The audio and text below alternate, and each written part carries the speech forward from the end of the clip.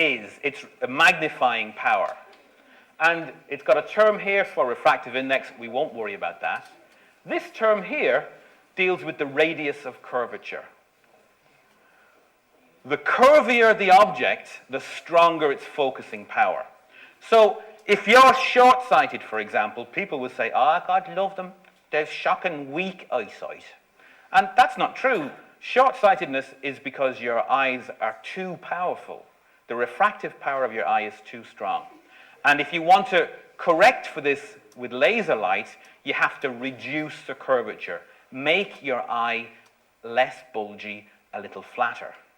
And that's what they do in laser surgery. We can see here.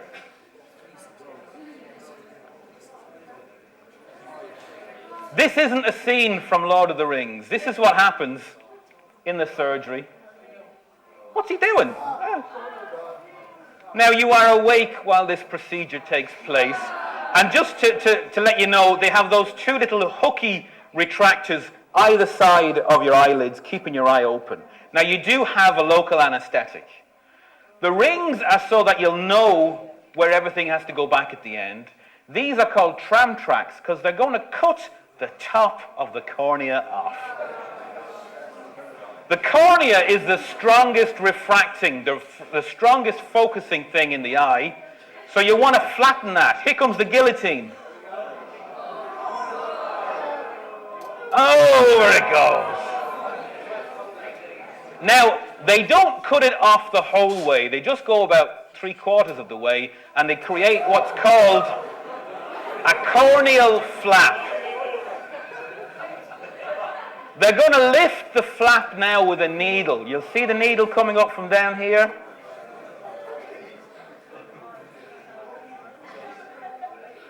There we go. There goes the flap. Now they're going to use an ultraviolet laser, and they're just going to blast away here. And you'll see it's starting to go a bit cloudy. And it's just like when you boil an egg. The white of the egg goes white when the proteins denature. So they're using a laser to blast away material from here to make it flatter. The reason that they've created the corneal flap is because at the end they can put it back and it creates its own self-healing, hermetically sealed bandage. It's a very effective technique. If you're considering having it done, it's between 500 and 700 euros per eye. Now, they're still blasting away there. When they're finished, you'll see them put the flap back now, any minute now. Here we go. That's a little bit of saline just to keep everything nice and moist. There it goes. And here's the beautiful part. They stick the needle back underneath the flap and inflate it with saline just so that you get the ring back where everything was supposed to be at the start. And it's not like they sew the cornea back on. They just leave it there like that. They put a bandage over your eye so you don't use your eye any more than you have to. And that's that. Folks, I'm going to leave it there. There's loads of other things I could have talked to you about, but we've run out of time. So if there's any questions, I'm more than happy to take them.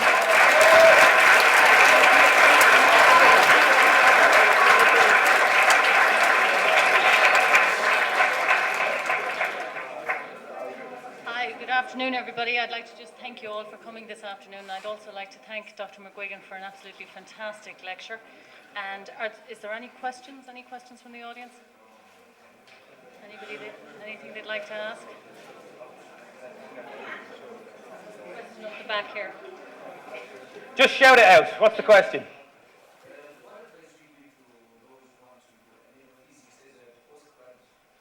Medical physics as a postgraduate course.